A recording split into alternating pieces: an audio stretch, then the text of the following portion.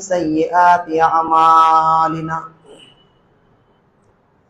من يهده الله فلا مضل له ومن يضلل فلا هادي له ونشهد أن لا إله إلا الله وحده لا شريك له وأشهد أن محمدا عبده ورسوله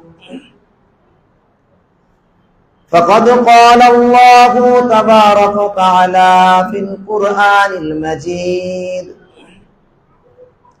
أعوذ بالله من الشيطان الرجيم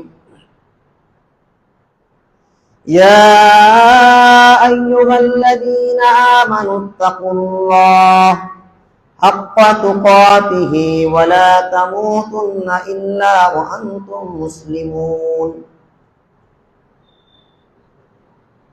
يا أيها الناس اتقوا ربكم الذي خلقكم من نفس واحدة وخلق منها زوجها وبث منهما رجالا كثيرا ونساء اتقوا الله الذي تساءلون به والأرحام إن الله كان عليكم رقيبا وقال الله تبارك وتعالى في موضع آخر أعوذ بالله من الشيطان الرجيم شهر رمضان الذي أنزل فيه القرآن هدى للناس وبينات من الهدى والفرقان وقال الله تبارك وتعالى في القرآن المجيد أعوذ بالله من الشيطان الرجيم بسم الله الرحمن الرحيم إنا أنزلناه في ليلة القدر وما أدراك ما ليلة القدر ليلة القدر خير من 1000 شهر تنزل الملائكة والروح فيها بإذن ربهم من كل أمر سلام هي حتى مطلع الفجر وقال النبي الكريم صلى الله عليه وسلم في الحديث المبارك عن أبي هريرة رضي الله تعالى عنه قال قال رسول الله صلى الله عليه وسلم من صام رمضان إيمانا واحتسابا غفر له ما تقدم من ذنبه ومن قام رمضان إيمانا واحتسابا غفر له ما تقدم من ذنبه ومن قام ليلة القدر إيمانا واحتسابا غفر له ما تقدم من ذنبه সম্মানিত জুমার মুসল্লিবৃন্দ,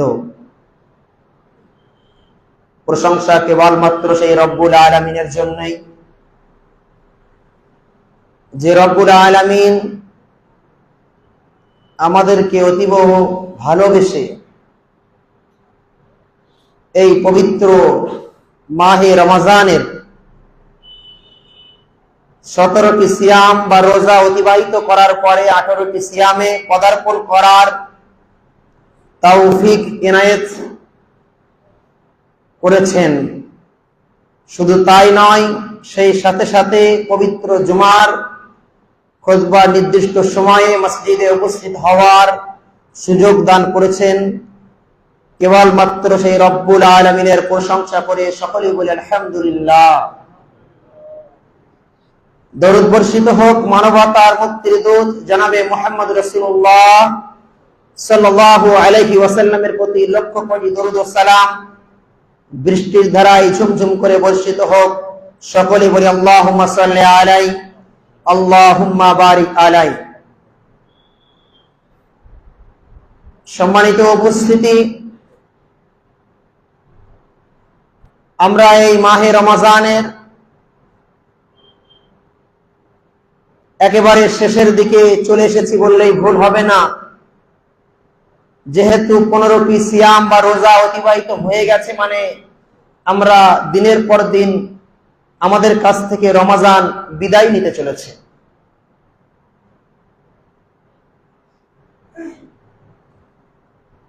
পবিত্র রমজানের গুরুত্ব, ফজিলাত সম্পর্কে আপনারা অনেক আলোচনা হয়তো শুনেছেন।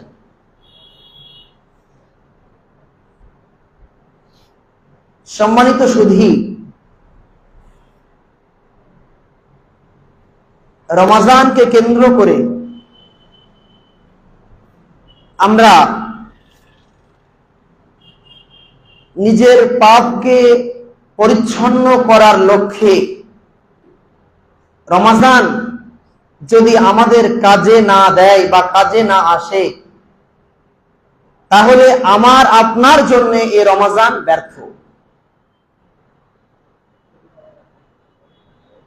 ভালো করে বুঝতে হবে, আমরা রমজান মাস পেয়েছি, প্রথম থেকে 17টা সিয়াম অতিবাহিত করে ফেলেছি। 18তম রমজানে 18টা রোজায় এসে আমরা যদি একটু পিছনের দিকে লক্ষ্য করে দেখি, রমজানের পূর্বে আমার যে বাকি 11টি মাস যেমন ভাবে কেটেছিল, আর এই রমজানের 17 বা 18টা দিন ঠিক সেভাবেই কি কেটেছে, না কিছু পরিবর্তন হয়েছে আমার নিজের জীবনে? যদি আমার আপনার এই রমজান নিজের জীবনকে যদি পরিবর্তন করার মাধ্যম হয়ে থাকে, তাহলে আমি আপনি রমজান পেয়েছি, আমি আপনি সফল। আর পিছনের যে 11টি মাস যেভাবে কেটেছিল,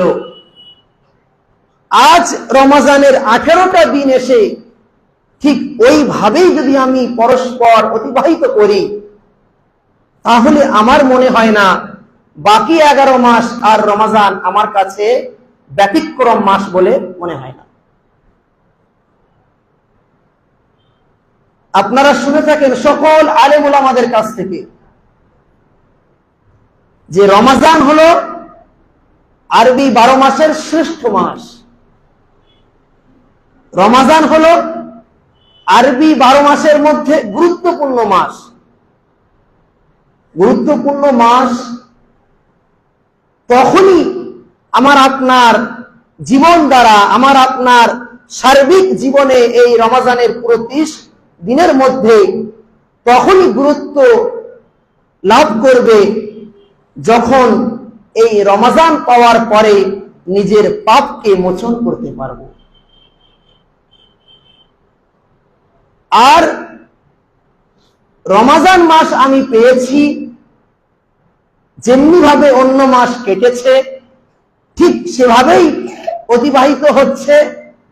নিজের পাপ থেকে আল্লাহর কাছে রুজু করতে পারলাম না, আল্লাহ সুবহানাহু ওয়া তাআলার কাছে ক্ষমা প্রার্থনা ইস্তেগফার করতে পারলাম না, তাহলে আমি আপনি ব্যর্থ। সম্মানিত সুধী, রমজান মাস আমার আপনার সার্বিক ইবাদতে যে পরিবর্তন নিয়ে আসবে, কোরআন তেলাওয়াত করার সময় পাননি, এই রমজান মাস পাওয়ার পরে আপনি দিনের মধ্যে, দিন বা রাতের মধ্যে কতটুকু সময় নির্ধারণ করে পবিত্র কোরআন তেলাওয়াত করতে পেরেছেন? যে রমজানে কোরআনকে অবতীর্ণ করার কারণে রমজান হয়েছে শ্রেষ্ঠ, আর সেই কোরআন আজ আমরা মুসলিমরা ম্যাক্সিমামই জানি না বললে ভুল হবে না। আমরা বাংলা, ইংরেজি, হিন্দি, উর্দু, ফার্সি সর্বভাষায় আমরা বিজ্ঞ, সর্বভাষায় আমরা জ্ঞান লাভ করেছি, কিন্তু কোরআনের যে ভাষা আরবি ভাষা, সেই আরবি ভাষার উপরে আমরা কতটুকু জ্ঞান লাভ করতে পেরেছি? রমাজান যে শ্রেষ্ঠ কোরআন অবতীর্ণ হওয়ার মূলত কারণ, সেই পবিত্র কোরআনকে নিজের জীবনে কতটুকু অনুধাবন করতে পেরেছি? নিজের বিবেককে একটু প্রশ্ন করে দেখুন। রমাজান মাস পেয়েছি, আরবি পড়তে জানতাম না, রমাজান মাসে শেখার চেষ্টা করেছি, আলহামদুলিল্লাহ। আরবি জানতাম না বা আরবি জানতাম, কোরআন পড়ার সময় হতো না, কিন্তু রমাজান মাসে এসে একটু কোরআন চর্চা করার সময় বা সুযোগ পেয়েছি, আলহামদুলিল্লাহ। কোরআন চর্চা করতাম, কোরআনের অনুবাদ, কোরআনের ব্যাখ্যা, তাফসীর পড়ার সময় হতো না, রমাজান পেয়েছি, নিজের ব্যস্ততাকে একটু ত্যাগ করে দিয়ে রমাজান মাস পাওয়ার পরে একটু কোরআনের অনুবাদ, কোরআনের তাফসীর, ব্যাখ্যা পড়ে নিজের জীবনে পরিবর্তন নিয়ে আসার চেষ্টা করতে পেরেছি। যদি প্রশ্ন করা হয় কতজন আমরা জানি, আল্লাহু আলাম, আল্লাহ ভালো জানেন। সম্মানিত উপস্থিতি, আপনারা একটি আয়াত বারবার শুনেছেন, কুতিবা আলাইকুমুস সিয়াম কামা কুতিবা আলাল লাযিনা মিন ক্বাবলিকুম, তোমাদের উপরে সিয়ামকে ফরজ করা হয়েছে যেরূপ ফরজ করা হয়েছিল পূর্ববর্তীদের উপরে। কেন? ভেবে দেখেছেন কখনো? কেন আল্লাহ সুবহানাহু ওয়া তাআলা কেনই বা আমাদের উপরে লাগাতার 30টি দিন, একটি মাস সিয়ামকে ফরজ করেছেন? কখনো ভেবে দেখেছেন? পবিত্র কোরআনের এই আয়াতের শেষাংশে আল্লাহ সুবহানাহু ওয়া তাআলা একটি গুরুত্বপূর্ণ কথা বলেছেন, তা হলো লাআল্লাকুম তাত্তাকুন, যাতে করে তোমরা মুত্তাকি হতে পারো, পরহেজগার হতে পারো। আমি অন্য মাসে মিথ্যার আশ্রয় নিতাম, রমাজান আসার পরে আমি মিথ্যার আশ্রয় নেই না, তার মানে আমি মুত্তাকির পথে। অন্য মাসে অপরাধ করতাম, অন্যায় করতাম, মানুষের প্রতি জুলুম করতাম, মানুষের প্রতি অন্যায় করতাম, মানুষের প্রতি অত্যাচার করতাম, মানুষকে ঠকাতাম, মানুষের কাছে মিথ্যা আশ্রয় নিতাম। কিন্তু রমাজান আসার পরে আমি সবগুলো ছেড়ে দিয়ে এক আল্লাহর সন্তুষ্টি অর্জনের লক্ষ্যে সিয়াম সাধনার মাধ্যম দিয়ে, সার্বিক ইবাদতের মাধ্যম দিয়ে নিজের জীবনকে পরিবর্তন করতে পেরেছি বা পারার চেষ্টা করছি। তবেই আমি আপনি এই লাআল্লাকুম তাত্তাকুন, যাতে করে তোমরা মুত্তাকি হতে পারো, এজন্যই তোমাদের উপরে সিয়ামকে ফরজ করা হয়েছে। সম্মানিত উপস্থিতি, যদি আমরা সেই মিথ্যার আশ্রয় ছাড়তে না পারি, জুলুমের আশ্রয় ছাড়তে না পারি, অপরাধের কাছ থেকে যদি দূরে থাকতে না পারি, মানুষকে ঠকানো থেকে যদি বিরত থাকতে না পারি, তাহলে এই রমাজান আর বাকি 11 মাস আমার আপনার জন্য সমান। হয়তো আপনি মনে করছেন সেই ফজরে 4টের সময় সাহারি খেয়েছিলাম, আর সন্ধ্যে প্রায় 6টার দিকে আমি ইফতার করব, সারাদিন না খেয়ে থাকছি, কত কষ্টে আছি আমি সেই উত্তর 24 পরগনার বসিরহাট থেকে এসেছি, কত কষ্ট করে জার্নি করে না খেয়ে আছি, আমি সিয়াম আছি, রোজা আছি। কিন্তু দেখা যাচ্ছে সেই উত্তর 24 পরগনা থেকে 4-5-7 ঘন্টা আমি যে গাড়িতে এসছি, এই সারা রাস্তা এসছি, আর লোকের সঙ্গে ফোনে মিথ্যা কথা বলতে বলতে এসছি। মানুষকে ফোনে মিথ্যা বলতে বলতে আমি এখানে এসে হাজির হয়েছি। তাহলে কি সিয়াম আমার আপনার জন্য কোনো কাজে আসবে? তাহলে কি সিয়াম আমার আপনাকে কোনো লাভবান করতে পারবে? আপনি সকাল থেকে না খেয়ে সন্ধ্যার সময় ইফতার নিয়ে মসজিদে বসবেন, মানুষকে দেখা যাচ্ছে আপনি সকালে ঠকিয়ে মাল বিক্রয় করে এসেছেন, মানুষকে ঠকিয়ে ব্যবসা করে এসেছেন, মানুষকে মিথ্যা কথা বলে মসজিদে এসেছেন। আপনার সিয়াম খাওয়া আল্লাহর কাছে, আল্লাহ রাসূল বলছেন, আল্লাহ সুবহানাহু ওয়া তাআলার কাছে খাওয়া আর না খাওয়া, এতে আল্লাহর কোনো যায় আসে না। মানে শুধু যে আমি আপনি খানা পিনা থেকে দূরে থাকবো, মিথ্যার আশ্রয় থেকে দূরে থাকবো না, জুলুমের আশ্রয় থেকে দূরে থাকবো না, অপরাধ থেকে দূরে থাকবো না, মানুষকে ঠকানো থেকে দূরে থাকবো না, তাহলে সিয়াম আমার আপনার জন্য কোনো লাভ হবে না। সম্মানিত সুধী, না খেয়ে থাকতে হবে এবং সাথে সাথে মানুষকে ঠকানো থেকে মানুষকে উপকার করতে হবে। হতে পারে সে অমুসলিম, হতে পারে সে ইহুদি, হতে পারে সে খ্রিস্টান, হতে পারে সে হিন্দু, হতে পারে সে অন্য কোনো ধর্মাবলম্বী। আপনি তাকে ঠকানো থেকে দূরে থেকে তাকে যদি উপকার করে সিয়াম সাধনা করতে পারেন, তাহলে আমার আপনার জন্য এই সিয়াম কার্যকরী। সম্মানিত সুধী, যে কথা বলছিলাম পবিত্র কুরআন তেলাওয়াত, যে কুরআন অবতীর্ণ হওয়ার কারণে যে রমজান শ্রেষ্ঠত্ব লাভ করেছে, সেই কুরআন আজ আমরা কতটুকু তেলাওয়াত করতে সক্ষম হয়েছি। আল্লাহ রাসূল সাল্লাল্লাহু আলাইহি ওয়াসাল্লাম বলেছেন, ইবনে মাসউদ থেকে বর্ণিত, রাসূলুল্লাহ সাল্লাল্লাহু আলাইহি ওয়াসাল্লাম বলেছেন, মান ক্বারা হারফান মিন কিতাবিল্লাহ ফালাহু হাসানা ওয়াল হাসানাতু বিআশরি আমসালিহা লা আকওয়াল আলিফ লাম মিম হারফুন ওয়ালাকিন আলিফুন হারফুন ওয়া লামুন হারফুন ওয়া মিমুন হারফুন। রাসূলুল্লাহ সাল্লাল্লাহু আলাইহি ওয়াসাল্লাম বলেছেন, তোমাদের মধ্য থেকে যে ব্যক্তি কিরাআত পড়লো, পাঠ করলো, হারফান কোন একটি হরফ বা অক্ষর, মিন কিতাবিল্লাহ আল্লাহর পক্ষ থেকে যে পাঠানো হয়েছে যে কিতাব, অর্থাৎ আল কুরআন। পৃথিবীর আপনি নাটকের বই বলেন না কেন, স্কুলের বই বলেন না কেন, আপনি অন্যান্য কোন বই পুস্তক আর পত্র পত্রিকা বলেন না কেন, আপনি যাই পড়েন না কেন, সেগুলি পড়ে নিজের জীবনে হয়তো কোনো লাভ হতে পারে, সার্বিক লাভ হতে পারে, কিন্তু দুনিয়া ও পরকালীন জন্য আপনার লাভ হবে না।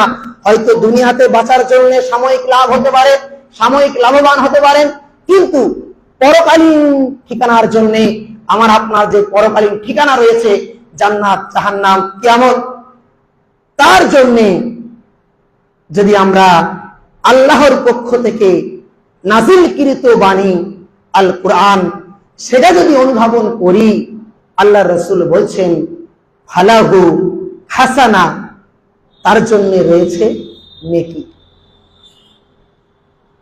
পুরস্কার, নেকি রয়েছে। নেকিটা কেমন? ওয়াল হাসানাতু বিআশরি আমসালিহা, তার নেকি হলো 1 থেকে 10 গুণ পর্যন্ত। আল্লাহ রাসূল বলছেন লা আকওয়াল, এ কথা আমি বলছি না, আলিফ লাম মিম হারফুন, আলিফ লাম মিম মিলে হলো একটি হরফ বা একটি অক্ষর। ওয়ালাকিন, আল্লাহ রাসূল বলছেন বরং আমি এটাই বলতে চাইছি, আলিফুন হারফুন, লামুন হারফুন ওয়া মিমুন হারফুন। আলিফ হচ্ছে একটি হরফ, লাম হচ্ছে একটি হরফ বা অক্ষর, এবং মিম হচ্ছে একটি অক্ষর বা হরফ। সুতরাং কোন ব্যক্তি যদি পবিত্র কুরআন থেকে আলিফ লাম মিম এইভাবে পড়ে, তাহলে আলিফের জন্য তাকে 10 নেকি দেওয়া হবে, লাম পড়ার জন্য তাকে 20 নেকি দেওয়া হবে, মিম পড়ার জন্য তাকে 30 নেকি দেওয়া হবে। সকলে একবার বলি না সুবহানাল্লাহ। আপনি পৃথিবীর কোন বই পড়ে আপনি নেকি অর্জন করতে পারবেন না।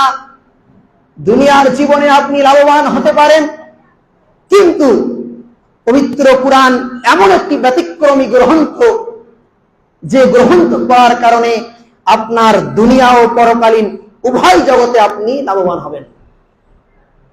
তার একটা প্রমাণ, যে গ্রন্থ, যে কিতাব, যে বই, যে পুস্তক পড়ার কারণে প্রতিটি অক্ষরের বিনিময়ে আমি আপনি 10 করে নেকি পাবো।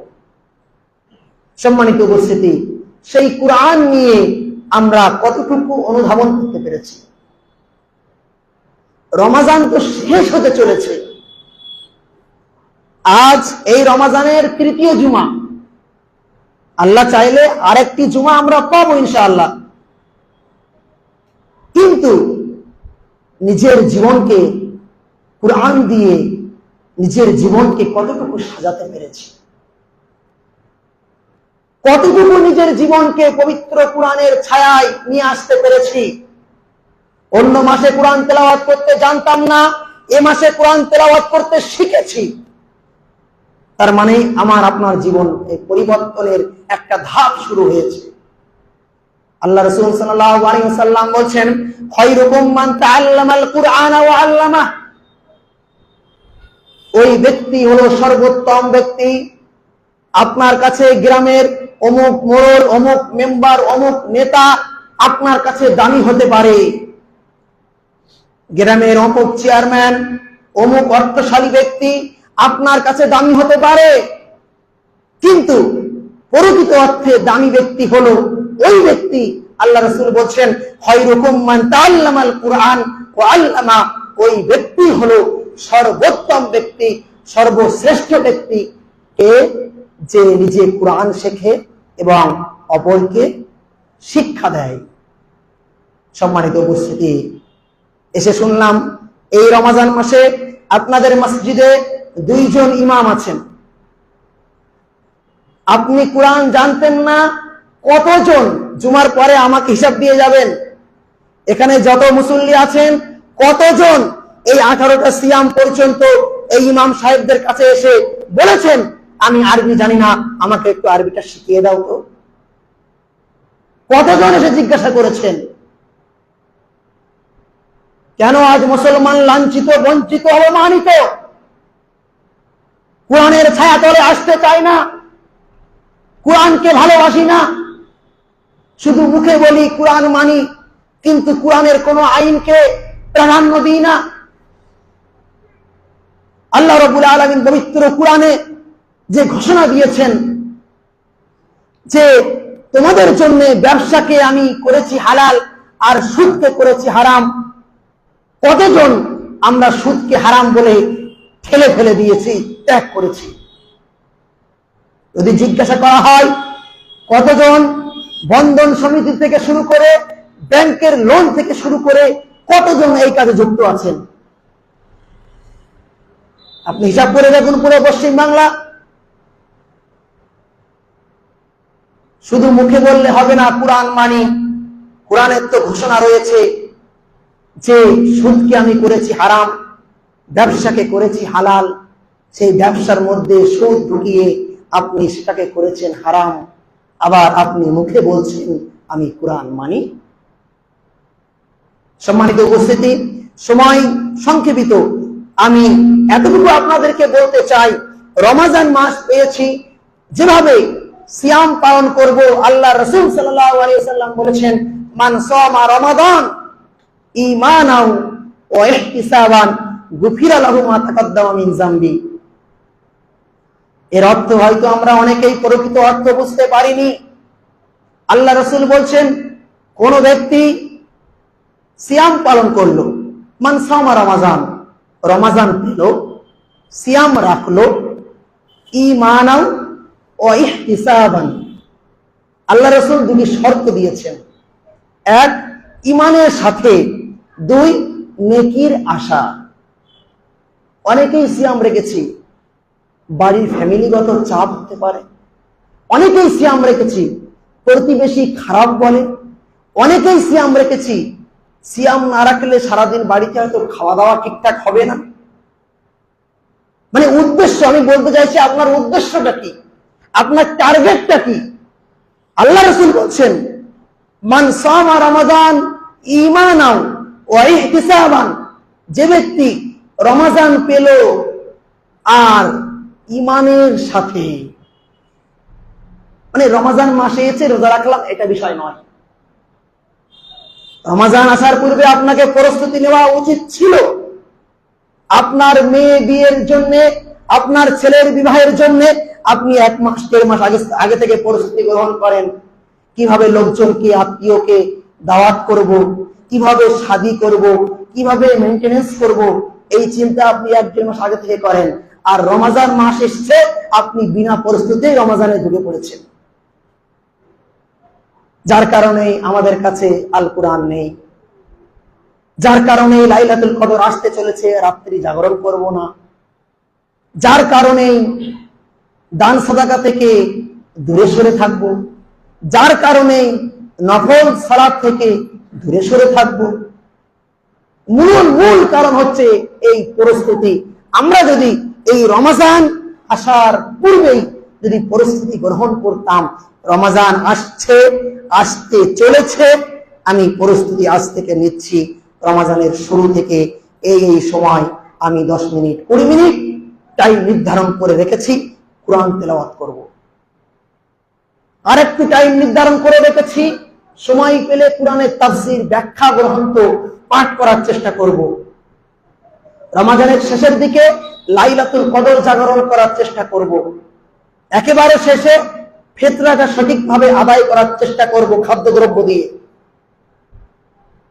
এই যে সার্বিক পরিস্থিতি, মেয়ের বিয়ে 1.5 মাস পরে এখন থেকে মুদিখানায় অর্ডার দিয়ে এসছেন, কত কেজি চাউল লাগবে, কত কেজি মাংস লাগবে, কত কেজি ডাল লাগবে, আরো ইত্যাদি সামগ্রিক জিনিস লাগবে।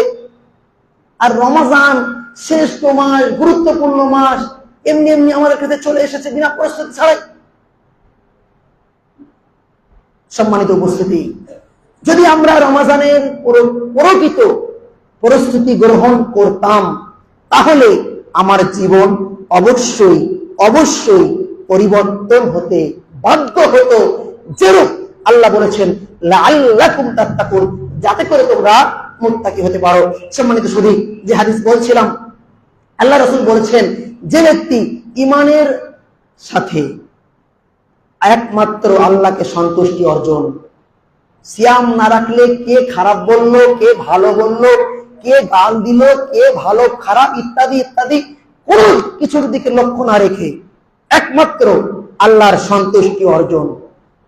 2, সিয়াম রাখার কারণে পাপ থেকে আমি নিজেকে আল্লাহর কাছে পরিশুদ্ধ, আল্লাহর কাছে পরিচ্ছন্ন পরিশুদ্ধ করতে পারবো, নিজের অন্তরকে পরিচ্ছন্ন করতে পারবো এবং নেকি সঞ্চয় করব। এই উদ্দেশ্য নিয়ে যে ব্যক্তি, আল্লাহ রাসূল বলেছেন, সিয়াম রাখলো বা রাখবে, গুফিরা লাহু মা তাকাদ্দামা মিন যামবি, সে পিছনে যত অপরাধ করেছে, আল্লাহ চাইলে তার সমস্ত গুনাহকে ক্ষমা করে দেবেন। সুবহানাল্লাহ। তাহলে উদ্দেশ্য হতে হবে ঈমান, 2 নেকির আশা। এই দুটো উদ্দেশ্য নিয়ে যারাই সিয়াম রেখেছি বা রাখবো আগামী দিন, আল্লাহ সুবহানাহু ওয়া তাআলা চাইলে তাদের পিছনের পাপকে ক্ষমা করে দেবেন। 2,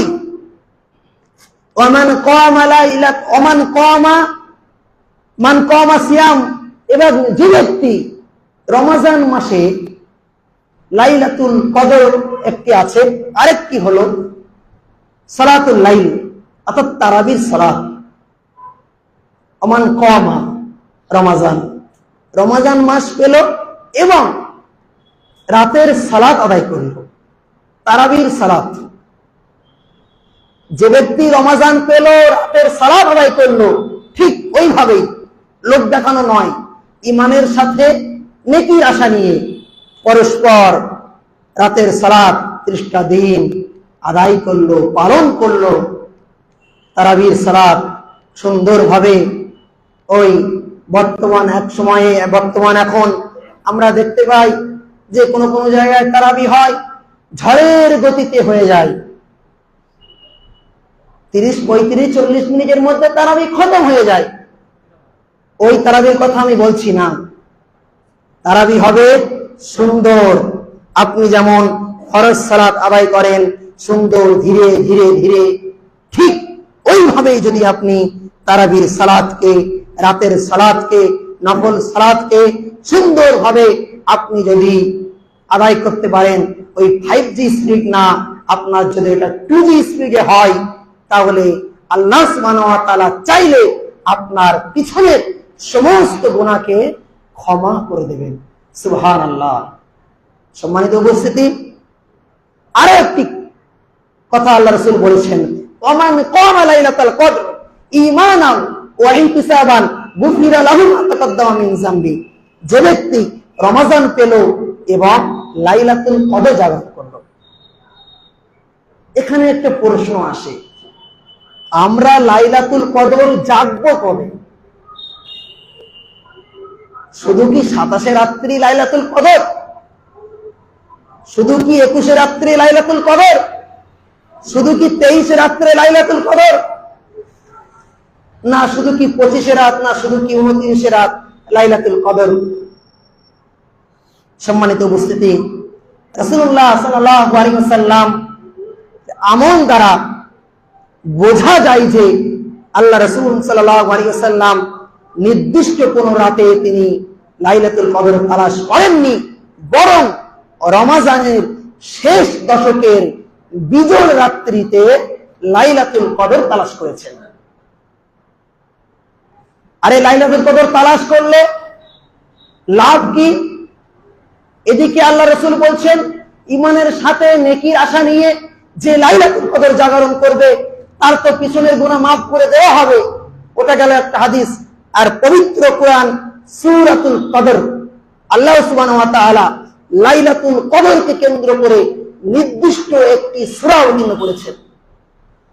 আমাদের সমাজে তো অনেকেই বলেন যে কুরআন অবতীর্ণ হয়েছে লাইলাতুল কদর এবং কুরআন অবতীর্ণ হয়েছে শবে বরাতের রাত্রে। এটা একটা কুসংস্কার, মানে যার কোনো দলিল আদিল্লা বলে কিছুই নেই। যেখানে পবিত্র কোরআনে আল্লাহ সুবহানাহু ওয়া তাআলা একটা নির্দিষ্ট সূরার নামকরণ করেছেন সূরাতুল কদর। ভাগ্য রজনী। ভাগ্য রজনী কবে? এই রমজানের পূর্বে 15 দিন পূর্বে শবে বরাতের রাত্রে, না লাইলাতুল কদরের রাত্রিতে? আল্লাহ রাব্বুল আলামিন বলছেন বিসমিল্লাহির রহমানির রহিম, ইন্না আনজালনাহু ফি লাইলাতুল কদর।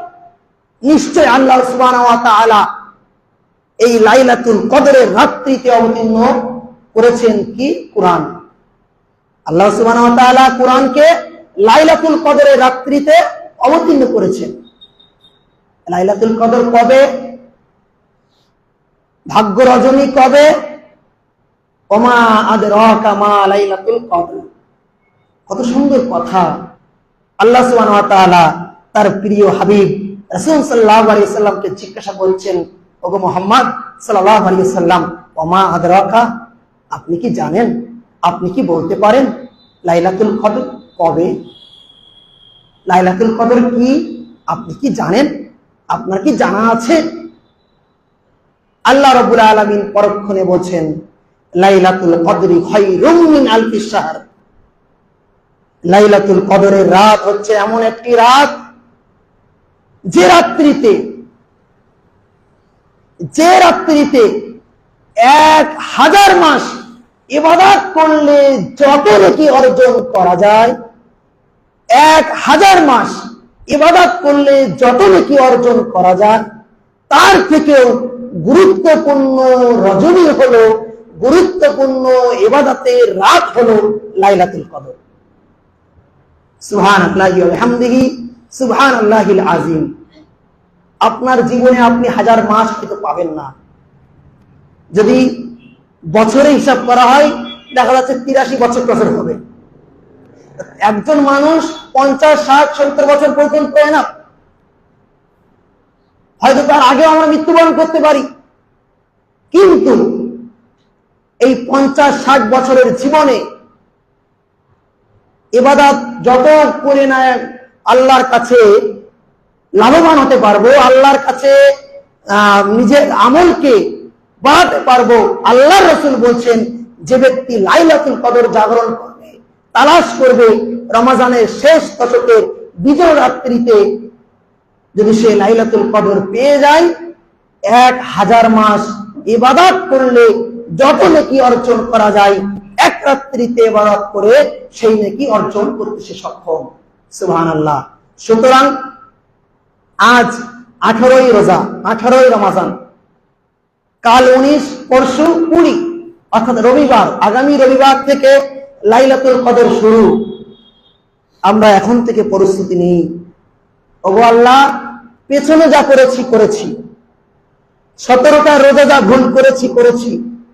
ওগো আল্লাহ, আজ এই 18টি রোজায় দাঁড়িয়ে, 18টি সিয়ামে দাঁড়িয়ে, ওগো আল্লাহ, আমি তোমার কাছে কাকুতি মিনতি করে বলছি, ওগো আল্লাহ, যা ভুল করেছি, যা পাপ করেছি, যা অন্যায় করেছি, ওগো আল্লাহ, আমি যেন আজ থেকে এই নিয়ত করে নিই, পবিত্র কুরআন তেলাওয়াতের মাধ্যম দিয়ে, বেশি বেশি দান সাদাকার মাধ্যম দিয়ে, লাইলাতুল কদরের মাধ্যম দিয়ে, শেষে খাদ্য দ্রব্য দিয়ে ফিতরা আদায় করে, সামর্থ্য হলে ইতিকাফে বসে, আল্লাহ, আমরা যেন নিজের পাপকে মোচন করতে পারি, সেই তৌফিক দান করুন।